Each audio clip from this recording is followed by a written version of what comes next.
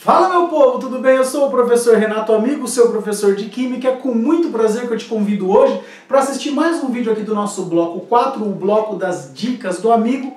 Neste grupo de vídeo nós estamos trabalhando aí os conteúdos da segunda fase da Unesp.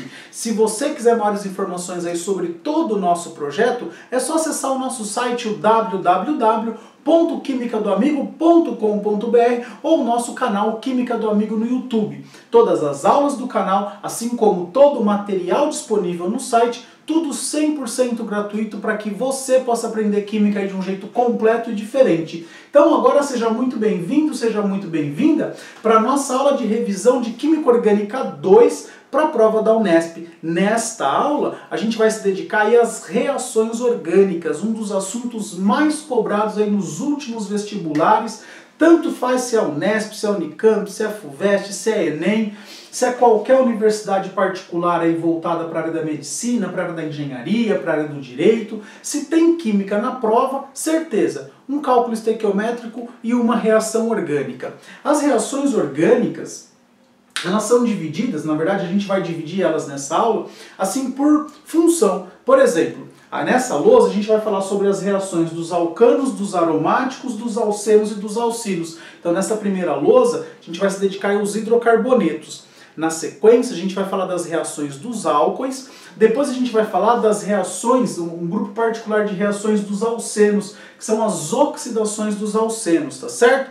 Depois a gente vai falar um pouquinho de esterificação, saponificação e a gente finaliza a aula com alguns exercícios aí para a gente poder pôr em prática tudo que a gente falar nessa aula. Se você quiser as aulas completas de reação, é só entrar lá na playlist do bloco 3 do nosso canal e você assiste todas as aulas completinhas, beleza? Alcanos e aromáticos sofrem reação de substituição, porque eles são pouco reativos, são muito estáveis. Então, a reação mais comum para os alcanos e para os aromáticos é a substituição. Para os alcanos, a gente vai falar muito na halogenação.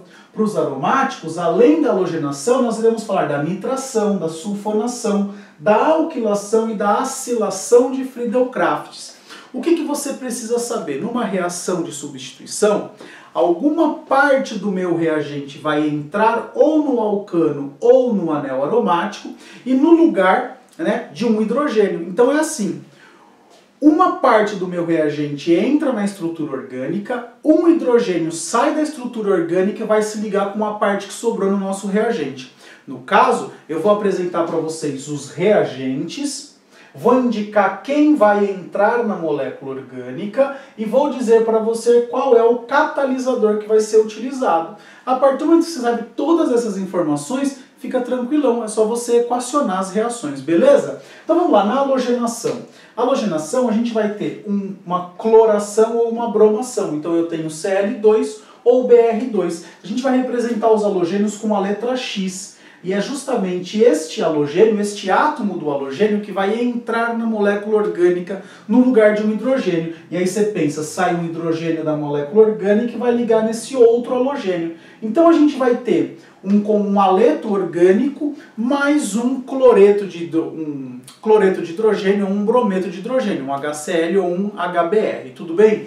Qual é o catalisador usado para essa reação? É um ácido de Lewis. Se você estiver fazendo uma cloração, você vai usar o cloreto de ferro ou o cloreto de alumínio. Se você estiver fazendo uma bromação, você vai usar o brometo de ferro ou o brometo de alumínio. Então, na halogenação, entra o halogênio, sai o hidrogênio. Já na nitração, qual é o reagente que você vai usar? O reagente que você vai usar é o HNO3, o ácido nítrico. E o que vai entrar na molécula orgânica? O que entra na molécula orgânica é esse grupo nitro aqui, este NO2. Vai entrar no lugar de um hidrogênio, este hidrogênio sai da molécula orgânica, vai juntar com o OH e vai formar uma água. O catalisador para essa reação é o ácido sulfúrico. Ácido sulfúrico este que também é catalisador e reagente na reação de sulfonação. Na reação de sulfonação, o grupo que vai entrar na molécula orgânica é o SO3H. Olha só, então a gente vai sulfonar, por exemplo, o anel aromático. A gente vai entrar com um SO3H no anel aromático, um hidrogênio sai do anel aromático, interage com a hidroxila e forma mais uma molécula de água. Para essa reação, tanto para sulfonação como para nitração, o catalisador é o ácido sulfúrico. Já nas reações de Friedel-Crafts, o catalisador vai ser o cloreto de alumínio ou o cloreto de ferro 3. E quem vão ser os grupos de entrada? Aqui no caso é um halogênio com um grupo alquil. Aqui no caso eu estou colocando o metil. Tudo bem? Então aqui seria um cloreto de alquila e a mesma coisa para os cloretos, né? Para os cloretos de acila. Então olha só, para não ficar nenhuma dúvida, o grupo que vai entrar na molécula orgânica é o grupamento alquil, no caso aqui o metil, e no caso da acilação, o grupo que entra é o grupo acil, que é o grupo C-OH ou C-O e algum alquil, um metil, um etil, enfim, vai entrar o C-O alguma coisa. Este grupo aqui se chama acil. Esse grupo aqui é o nosso grupo alquil, por isso que a gente chama de alquilação e de acilação. Importante você lembrar ainda que quando eu falo em aromáticos, eu tenho várias possibilidades de substituição. Quem entra pela primeira vez na molécula vai dirigir as outras substituições. É o que a gente fala de grupos dirigentes. Os grupos dirigentes, eles podem ser de duas categorias. Ortoparadirigentes, que são considerados grupos ativadores do anel, que deixam a reação muito mais rápida, e os grupos metadirigentes, que são chamados de grupos desativadores do anel, deixando a reação mais lenta. Para você poder saber quem é grupo ortopara ou quem é grupo metadirigente, vamos combinar um negócio aqui. Quando a substância que tiver, quando o grupo que tiver no anel aromático apresentar duplas ligações ou ligações dativas, você vai considerar esse grupo como um metadirigente. Se ele não apresentar duplas ligações ou triplas, nem ligações dativas, você vai considerar ele um grupo ortoparadirigente, tudo bem? Então eu já estou dentro do anel aromático, eu não tenho dupla, então eu vou dirigir as próximas substituições ou para a posição orto ou para a posição para. Se eu estiver no anel aromático e eu apresentar uma dupla ligação, ou uma tripla, ou uma ligação dativa, eu vou orientar a próxima substituição para a posição meta. Nunca esqueça que é quem já está no anel quem dirige a substituição, não é quem vai entrar. Quem vai entrar não importa. O que importa é quem já está dentro. Quem já está dentro dirige quem vai entrar. Beleza? Isso foi para os alcânios, para os aromáticos. A gente vai fazer um exercício, tá, de aromáticos. Aguenta a mão um pouquinho aí. Agora, alcenos e alcinos. Os alcenos e os alcinos são aqueles hidrocarbonetos que têm uma ligação dupla, que tem uma ligação pi. É justamente essa ligação dupla que será quebrada, ou essa ligação dupla, ou a ligação tripla, no caso de um alcino, é essa ligação tripla que será quebrada para que eu possa adicionar alguma coisa. Olha que fácil.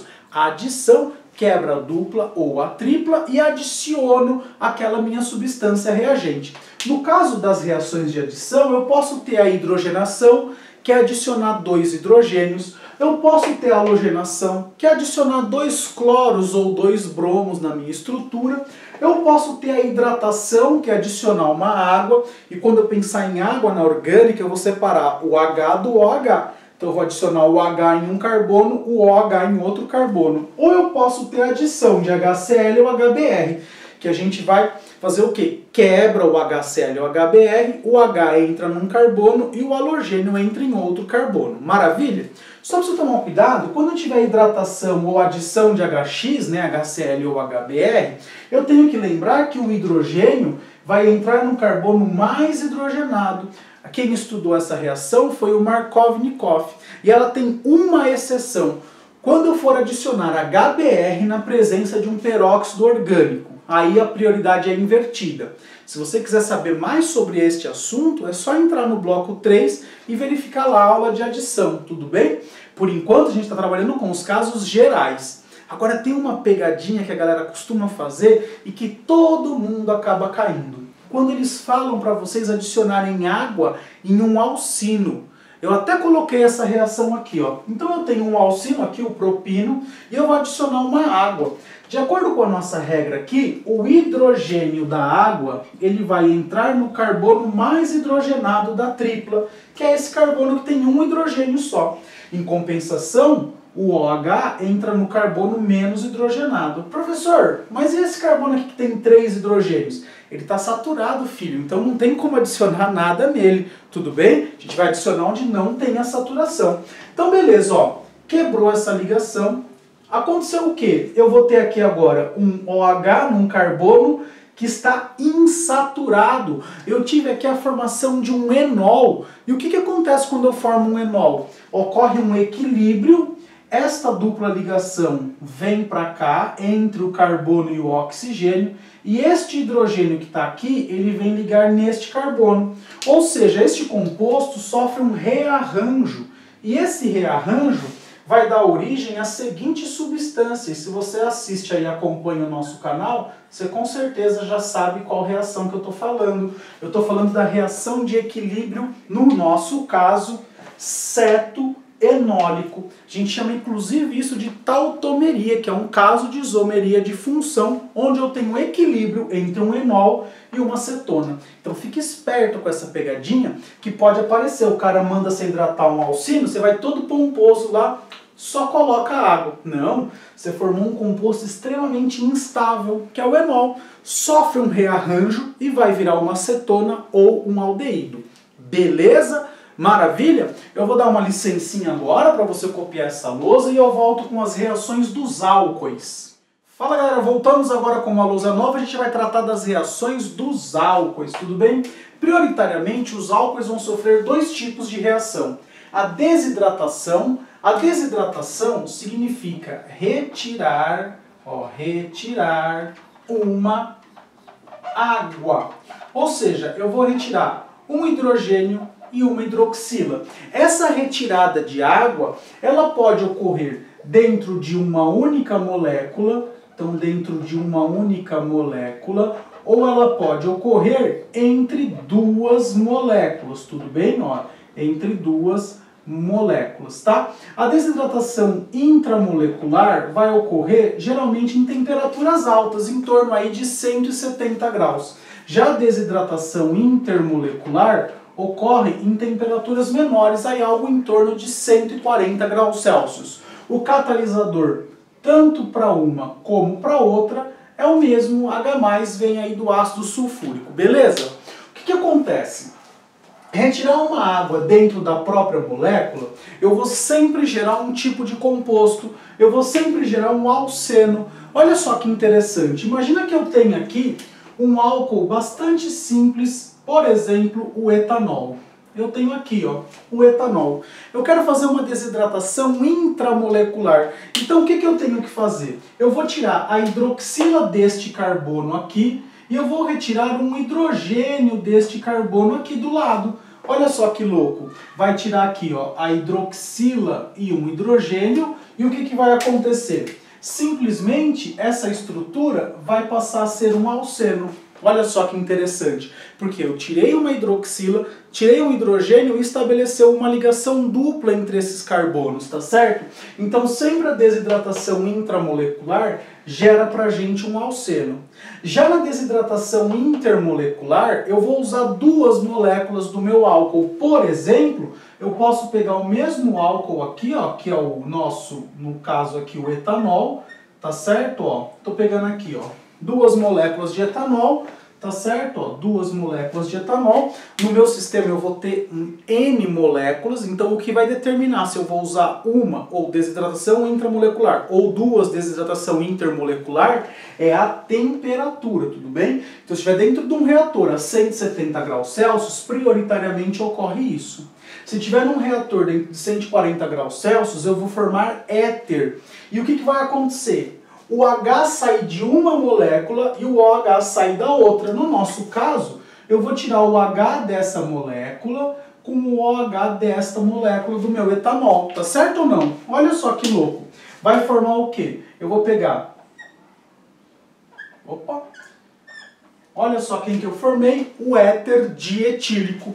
Lembrando sempre que na desidratação eu ainda tenho a formação de uma molécula de água. Olha só que interessante. Então, toda vez que você fizer uma desidratação aí a 140 graus Celsius, você tem uma desidratação intermolecular. Você vai pegar duas moléculas do seu álcool e vai tirar o hidrogênio de uma, a hidroxila de outra e vai juntar o que sobrou. Sempre você vai cair na formação de um éter. No nosso caso aqui a gente caiu na formação do éter dietílico, tudo bem? Desidratação então é isso. Agora, oxidação. O que é oxidação? É interagir com o oxigênio. E no caso das moléculas orgânicas, então o primeiro estágio da oxidação é você pegar a hidroxila e um hidrogênio e vai transformar em C-O, tá certo? Se você tiver, por exemplo, aqui um C-O com H, você vai transformar em C-OH. Então você vai ter dois estágios da oxidação no máximo. Primeiro estágio formando uma carbonila, onde está a hidroxila. E no segundo estágio, se você tiver ainda um átomo de hidrogênio ligado ao carbono que você acabou de formar a carbonila, você continua a oxidação, senão você para. Quer entender melhor? Vamos pensar então na oxidação de um álcool primário. O que é um álcool primário? É aquele álcool em que a hidroxila está ligada em um carbono primário. Ela gera para a gente sempre como produto um aldeído. E esse aldeído continua sofrendo oxidação e gera um ácido carboxílico. Quer ver como a gente vai entender com base nisso que eu coloquei aqui? Vamos pegar um álcool primário aqui qualquer. Eu vou pegar aqui, de novo, o etanol. Aí, professor, mas só faz com etanol? Porque o etanol é o álcool que mais você vai encontrar em exercícios por aí. Olha só como que é o etanol. Não é isso aqui, ó? CH3, CH2OH. Então, olha só que louco. Lembra qual que era o primeiro passo? É pegar este H e este OH e substituir por uma carbonila, tá certo? Então, ó, no nosso primeiro passo, a gente vai ter aqui um H3C, aí vai ficar C-O e ainda sobrou um H aqui, não sobrou? Pô, maravilha. Dá para continuar esta oxidação. Por quê? Porque eu ainda tenho carbono ligado no hidrogênio. Tá certo ou não? Então a gente vai continuar e a gente vai enfiar um oxigênio aqui no meio. Ó, C-O, OH. Aí eu te pergunto, em qual etapa eu tenho a formação da água? Aqui na segunda etapa, na verdade nessa primeira etapa aqui, né? No primeiro produto de reação. Então aqui eu formei uma água e um aldeído, porque eu tirei essa água daqui e troquei isso aqui eu troquei por uma carbonila, entrou uma carbonila, ainda tinha carbono ligado no hidrogênio, enfiei mais um oxigênio aqui, beleza? Tranquilo? Agora vamos pensar num álcool secundário. Eu vou pegar aqui o propan-2-ol. Olha só que interessante, ó, H3C, COH, CH3. Você viu que eu escrevi de um jeito diferente aqui. Em vez de pôr esse H para baixo, eu pus o H para cima e o OH para cima. Para quê? Só para facilitar a nossa visualização. Olha o que vai acontecer. Esse H com este OH vão sair, vão formar uma água e no lugar disso eu vou ter uma carbonila. Então olha só, H3C, C-O, CH3 mais uma água. Aí eu te pergunto, neste carbono que eu formei a carbonila, ainda tem algum átomo de hidrogênio ligado nele? Não tem, então para por aí. Toda vez que eu oxidar um álcool secundário, portanto, eu formo uma cetona. Toda vez. Álcool secundário, cetona. Agora vamos pegar um álcool terciário aqui. Vamos pegar um metilpropan-2-ol, ó, H3C, COH, CH3, CH3. Diz pra mim, neste carbono aqui, ó, eu tenho condição de tirar um OH e um H? Impossível, porque neste carbono não tem nenhum hidrogênio ligado. Então o que a gente diz quando tem a oxidação de um álcool terciário? A gente diz que o álcool terciário simplesmente não oxida. E essa é a forma de identificação de álcoois. Se eu tenho um álcool, eu não sei se ele é primário, secundário ou terciário, eu vou tentar fazer uma oxidação. Se na oxidação eu gerar um composto ácido, eu tenho um álcool primário. Se eu gerar uma acetona, eu tenho um álcool secundário. Se não reagir, eu tenho um álcool terciário. Beleza? Só lembrar dos produtos. Desidratação intramolecular forma um alceno correspondente. Desidratação intermolecular forma um éter correspondente. Oxidação de álcool primário forma um aldeído e na sequência um ácido carboxílico. Oxidação de um álcool secundário forma sempre uma cetona. Oxidação de álcool terciário não existe. Se você lembrar disso, não importa o tamanho da cadeia do álcool, não importa as pegadinhas que eles vão tentar fazer com vocês, vocês vão acertar o exercício. Simplesmente porque você sabe qual produto vai ser formado. Beleza? Eu vou dar uma licencinha para a gente continuar na esteira das oxidações e falar das oxidações dos alcenos. Fala galera, voltamos agora com a nossa próxima lousa, onde iremos tratar da oxidação dos alcenos. Eu tenho basicamente 3 tipos de oxidação de alcenos. A oxidação branda, que ocorre na presença de um agente oxidante em meio básico, a oxidação enérgica, agente oxidante em meio ácido, e a ozonólise, que tem como reagente o ozônio e ocorre na presença de zinco e água. Basicamente o que vai mudar? A condição da reação e o tipo de produto que será formado. Na oxidação branda eu vou formar um diol vicinal. Ou seja, entrarão hidroxilas em carbonos vizinhos, OH num carbono, OH em outro carbono. Oxidação branda é bem tranquilinha. Oxidação enérgica, você destrói a sua molécula, você quebra a sua molécula em 2 partes, e uma parte pode virar um ácido carboxílico ou uma acetona, ou água e CO2, e a outra parte vira um ácido carboxílico ou uma acetona, ou água e CO2.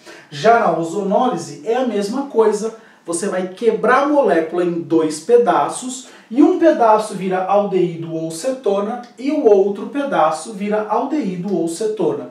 Ou seja, a diferença da enérgica para a ozonólise é que na enérgica eu tenho a formação de ácido carboxílicos e na ozonólise eu tenho a formação de aldeídos, tudo bem?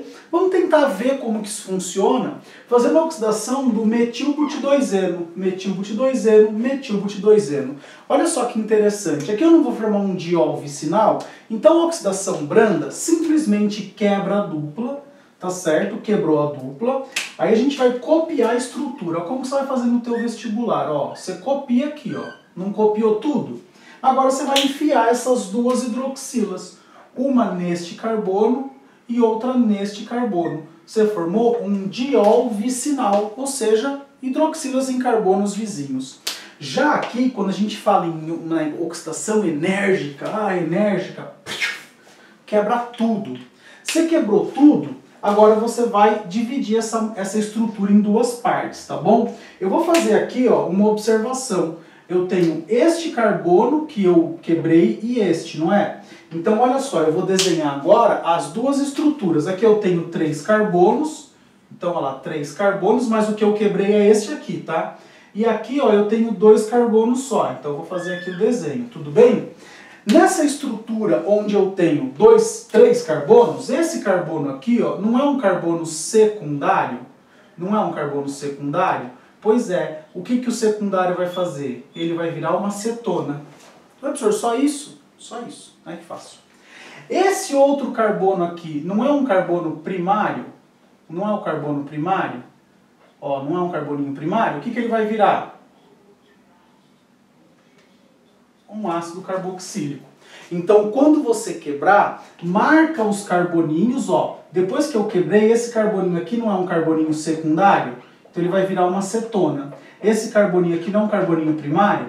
Vai virar um aldeído, vai virar um ácido carboxílico. Professor, mas você colocou aqui uma opção, H2O e CO2. Eu vou explicar para vocês. É quando eu tiver isso aqui, por exemplo. Ó. Vamos imaginar aqui um alceno bem simples, o propeno.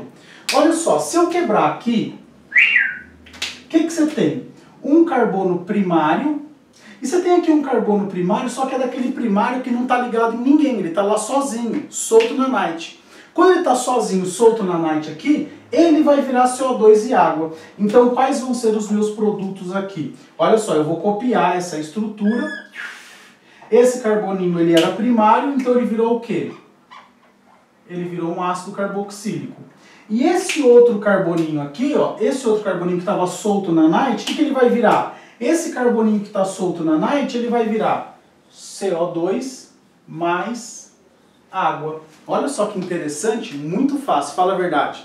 Já na ozonólise, gente, é muito tranquilo. Você vai fazer a mesma coisa, ó. Quebrou aqui todo mundo, tá certo? O que que você tem? Você tem a ruptura bem aqui, você tem um carboninho secundário e um carboninho primário. O que que vai acontecer? Com o carbono secundário, você vai formar uma cetona, assim como a gente formou aqui no de cima. Carbono secundário vai formar cetona. Agora, no carbono primário, ao invés de formar um ácido carboxílico, o que que a gente vai formar? Apenas um aldeído. Por quê? Porque essa reação para, tá certo? Ela não continua essa oxidação justamente por conta da presença do zinco e da água. Se você quiser uma explicação mais detalhada sobre a ação do zinco e da água, é só entrar na nossa playlist do bloco 3 e acessar a aula de ozonólise. Beleza? Tranquilo? Agora, na próxima lousa, a gente vai trazer para vocês a reação de esterificação, transesterificação e saponificação, para que na última lousa a gente faça o exercício, ó, bye bye orgânica, beleza? Tranquilo? Eu vou dar uma licencinha para você copiar e eu já volto com uma lousa nova.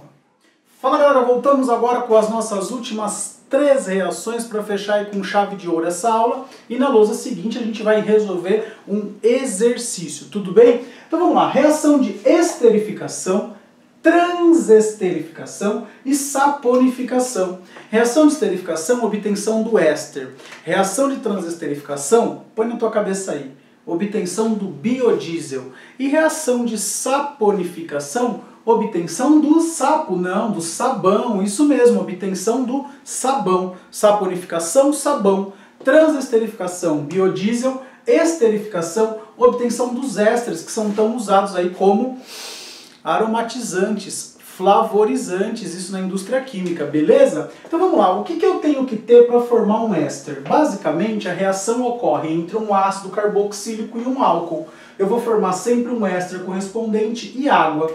Essa reação é chamada de esterificação. A reação no sentido contrário é chamada de hidrólise do éster, porque a água quebra o éster, forma álcool e ácido carboxílico. Então, no caminho de formação do éster, esterificação, no caminho de volta, hidrólise de um éster, beleza? Vamos pegar aqui um exemplo, como sempre, um exemplo bem simples, onde eu tenho o ácido acético com o metanol. Ácido acético e metanol. O que vai acontecer? Vai sair a hidroxila do ácido carboxílico, e na aula de mecanismo, lá no aprofundamento, eu vou explicar por que sai a hidroxila, tem uma explicação, e o hidrogênio do nosso álcool. Esses dois aqui vão se combinar e vão formar uma molécula de água, tá certo ou não? Então aqui vai ter a formação de uma molécula de água. E aí, o que você vai fazer, meu querido, minha querida? Muito simples, copia o que sobrou. É tipo brincar de Lego. H3C, C dupla O. H3C, C dupla O. O que sobrou da outra? OCH3. OCH3. E aí você deve estar comemorando a aparição de um éster. Pronto, acabou, é só isso, gente. Esterificação, tira a hidroxila do ácido carboxílico, tira o hidrogênio do álcool, junto o que sobrou, beijo, tchau, acabou. É só isso. Tá certo?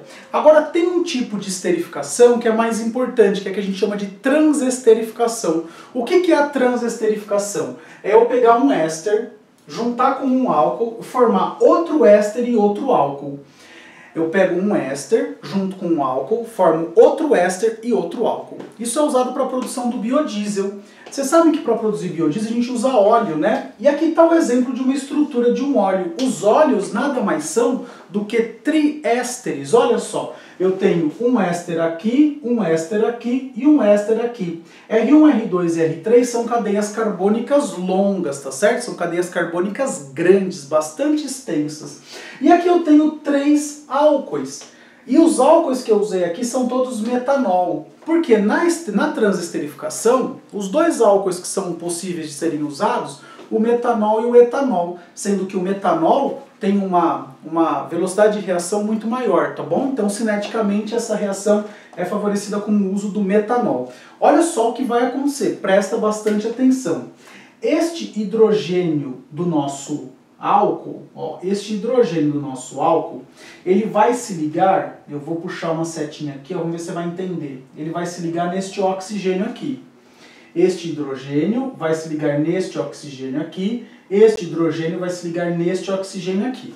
Tá certo? Vamos copiar isso? Então eu tenho aqui, ó, essa estrutura vai continuar assim, e eu vou ter OH, OH e OH. Eu vou formar um glicerol, ou 1,2,3 propanotriol. Então olha só que bonitinho que vai ficar aqui, ó. Então eu tenho aqui o H2C, o CH e o CH2. Tá certo? Ó. Tudo bem? Ó, eu cortei como se eu tivesse cortado. Imagina que eu fiz a quebra bem aqui, ó.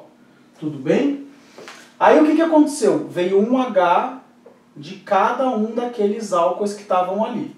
Tudo bem? Isso aqui é o glicerol ou glicerina, tá certo? Tudo bem?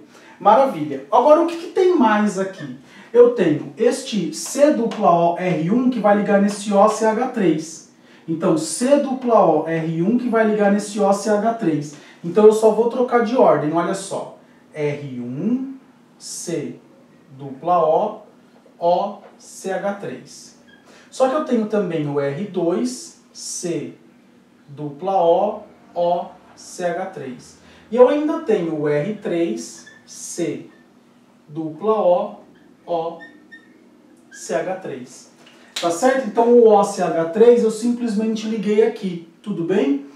E aí que você deve estar se perguntando o seguinte, o que é esse R1, C-O, OCH3, R2, C-O, OCH3, R3, C-O, OCH3?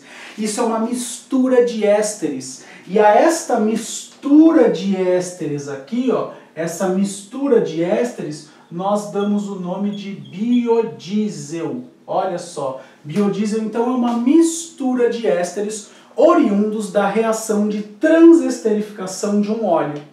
Maravilha, hein?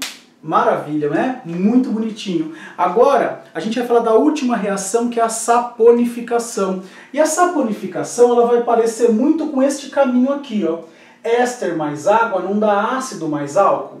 Só que, olha só, eu tenho aqui um éster e aqui eu tenho água, diz pra mim. Não, você tem base.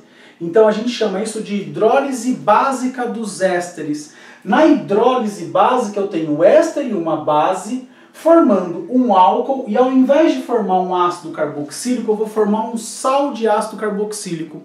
O jeitão da reação você já vai entender. Quebra bem aqui, olha só, quebrei aqui. Tá certo ou não? Eu vou pegar este H e vou jogar para cá. Vou pegar este H e vou jogar para cá. Vou pegar este H e vou jogar para cá. Vamos copiar, ver o que virou? Professor, ficou igualzinho de cima. Parabéns. Ó, olha só.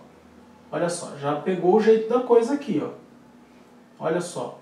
E aí aqui eu tenho os Hs. Então eu formei aqui um álcool. No caso aqui um triálcool, tudo bem? Porque para fazer sabão na sua casa...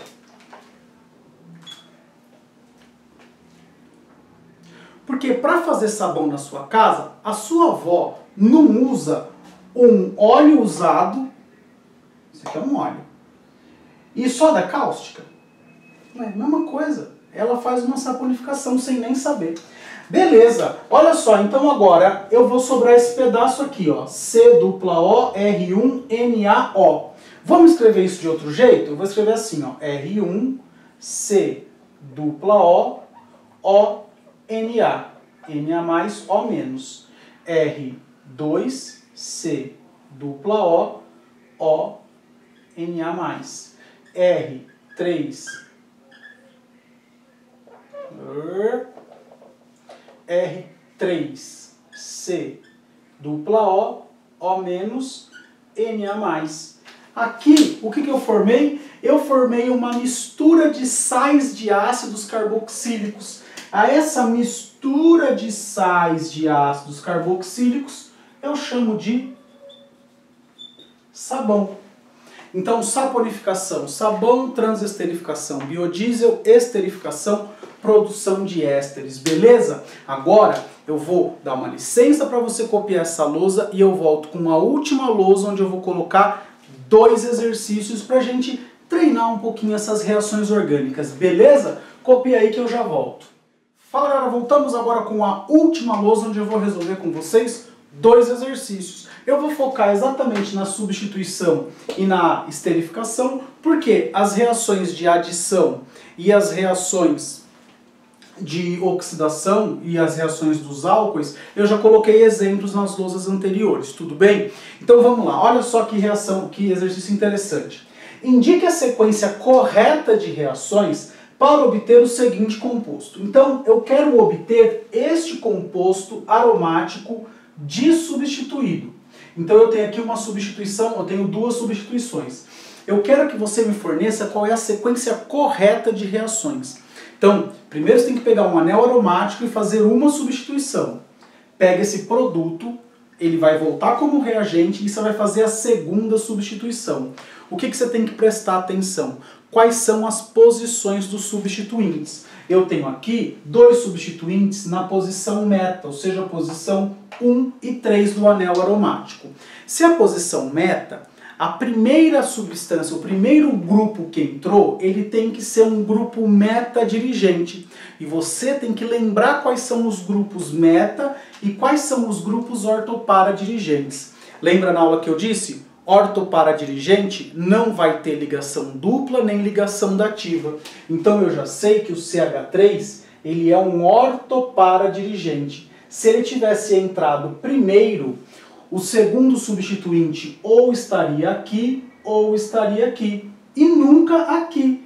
Então o que eu sei? Que quem entrou primeiro foi esse cara aqui, que é um cara meta-dirigente, que é o grupo nitro. Como ele é meta-dirigente, o próximo substituinte entraria aqui.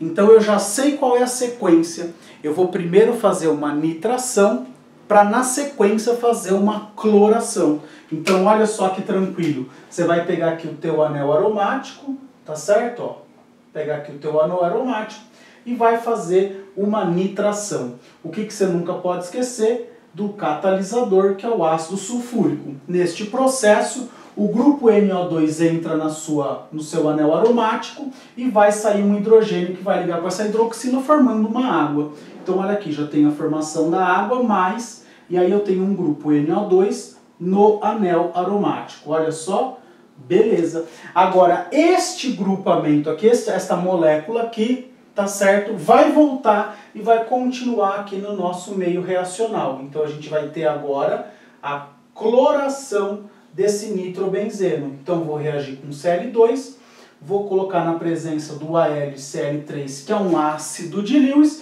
e eu vou ter a formação do seguinte composto, que é o composto que o exercício está nos pedindo. Olha só, o cloro vai entrar na posição meta. Tudo bem? E aí o que a gente tem aqui? A gente ainda tem aqui a formação de um HCl. Então eu consegui chegar na rota sintética deste composto aqui. E este composto aqui é o ortometa, é o metacloro nitrobenzeno. Metacloro nitrobenzeno. Tudo bem? Parti do benzeno, fiz uma nitração, cheguei no nitrobenzeno. Nitrobenzeno, fiz uma cloração, cheguei no metacloro nitrobenzeno. Beleza? O segundo exercício vai mais ou menos na mesma linha. Quais são os reagentes de partida para a obtenção do 3-metilbutanoato de isopropila? Ixi, professor, ferrou. Não, calma. Vamos desenhar. Ato de Ila, isso aqui é um éster. Então eu digo para os meus alunos sempre fazer o seguinte: começa pondo a função C-O. Se é um 3-metilbutanoato, eu vou ter 4 carbonos aqui, ó. 1, 2, 3, 4. No terceiro carbono, eu tenho um metil. Então agora você completa com hidrogênio todo mundo que precisa de hidrogênio, certo? Eu já fiz metade do meu éster. Vou fazer agora a outra metade. Isopropila. Isopropila, com certeza, é isso aqui, ó. Olha só. Propil isopropil, vai estar pendurado pelo carboninho do meio. Ele quer saber agora quais são os reagentes de partida. Ora, é só você pegar esse éster e dividir em duas partes. Uma parte vai ser o ácido carboxílico e a outra parte vai ser o álcool. Olha só, quebrou aqui, neste oxigênio entra o H e neste carbono entra o OH, que na verdade o que a gente vai fazer aqui é uma hidrólise, tá certo ou não? Maravilha? Então agora vamos equacionar essa reação. A gente vai usar aqui a estrutura bond-line, tá certo? Ó, 2, 3, 4, dupla O, certo ou não? Olha só. Met, et, prop, but, 3-metil-butanoato de isopropila, mais água. Eu vou indicar que a reação vai ser quebrada aqui. E aí o que a gente vai ter? A gente vai ter o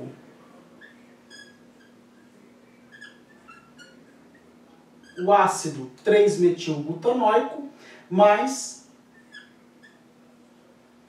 o álcool isopropílico, tá certo ou não? Eu só quebrei aqui, tinha três carboninhos, o oxigênio que já estava aqui, pus um H aqui. Aqui tinha C-O, pus um OH, C-O, pus um OH. No carboninho do meio eu pus a hidroxila. E o que aconteceu com essa aula? Chegou ao final. Eu vou dar licencinha aqui para você copiar. E hoje eu volto para dizer que, infelizmente, mais uma aula de revisão aqui no nosso canal chegou ao final. Aula de revisão de Química Orgânica 2, onde a gente tratou de todas as reações orgânicas. É uma aula bastante longa, mas extremamente completa. Se você não conseguir assistir a aula de uma vez, dá uma pausa, assiste um pouquinho, volta, assiste mais um pouquinho, chegue até aqui, chegue até o final, que eu tenho certeza que você vai acertar essa questão na Unesp, beleza? Se você não é inscrito no canal, por favor, inscreva-se, ative as notificações. Se você gostou da aula, clique no botão curtir. Se essa aula foi boa para você, compartilha com algum amigo seu nas suas redes sociais. Manda o link para o seu amigo assistir essa aula.